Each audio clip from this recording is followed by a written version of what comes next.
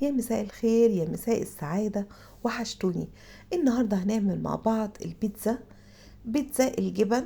أنا ما اشتريتش حاجة من بره. الفلفل الألوان موجود، والطماطم ولانشون وجبنة رومي وجبنة موتزاريلا. يمكن اللي جبته بس الزيتون الأخضر والأسود. أنا هعملها بالمكونات دي بدون لحوم أو فراخ أو سوسيس، جبن وخضروات بس، وجبنة موتزاريلا طبعا وشيدر برضو. دي كانت عندي انا على طول عندي في الفريزر، بحب اخليها. وهنا هنعمل صلصة البيتزا، عبارة عن معلقتين كاتشب، هنحط عليهم رشة فلفل اسود ورشة زعتر. والزعتر مهم جدا جدا في البيتزا، في المعجنات عامة انا بحب اضيفه، بيدي طعم حلو قوي قوي وريحة كمان. ورشة زيت صغيرة ورشة ملح، وهنقلب الصلصة كويس قوي عشان كل المكونات تختلط مع بعض بالشكل ده. وكده صلصة البيتزا جاهزة معايا.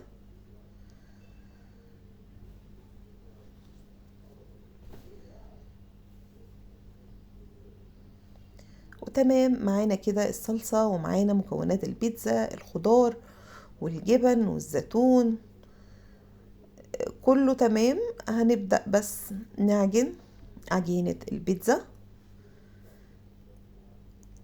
في البولة دي هنحط الدقيق، بس انا افتكرت اني ما عنديش دقيق ولا عندي خميرة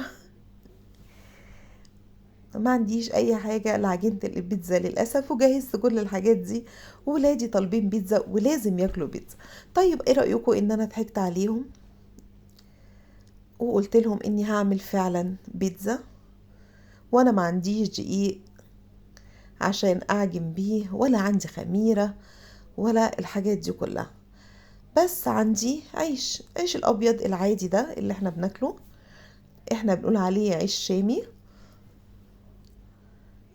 هنحط عليه المكونات دي كلها وهنسميها بيتزا، او انا سميتها البيتزا الكذاب. وطريقتها سهلة وبسيطة، يعني انتي كل الموضوع معاكي ما بياخدش 10 دقايق او ربع ساعة تحضير المكونات، وانك تحطيها على النار دقيقتين وتشيليها. الموضوع سهل جدا جدا. طاسة مدهونة زيت حطيتها على النار، والنار طبعا هادية قوي. دهنت الرغيف بالشكل دوت بالصلصة اللي احنا عملناها ورشة جبنة والخضار اللي عندك، الطماطم، الفلفل، الزيتون اسود او اخضر المتاح عندك حطيه. وهنا بالظبط كانوا شريحتين لانشون كده قطعتهم بالشكل ده، وفوقيهم الجبنة الموتزاريلا. ومهم جدا رشة الزعتر، ونغطي عليها غطاء محكم كده عشان الجبنة تسيح معانا. ودي واحدة تاني بنفس الطريقة عملتها، بس دي كلها جبن بدون لانشون، نفس الخطوات. المكونات اللي عندي اللي انا مقطعاها هنضيفها فوقيها، وهنغطيها كده بغطا محكم قوي على الطاسة، وهنوطي عليها النار خالص بالظبط دقيقتين وهتبقى جاهزة معاكي.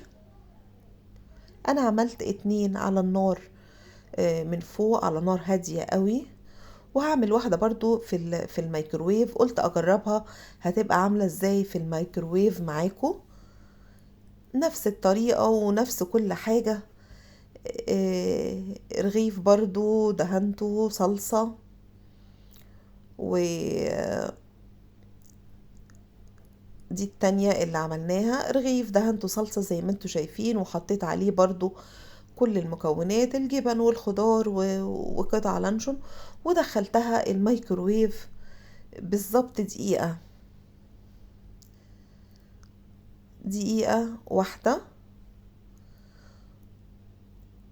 وكده انا معايا 2 عاملاهم على البوتاجاز من فوق، وواحدة في الميكروويف.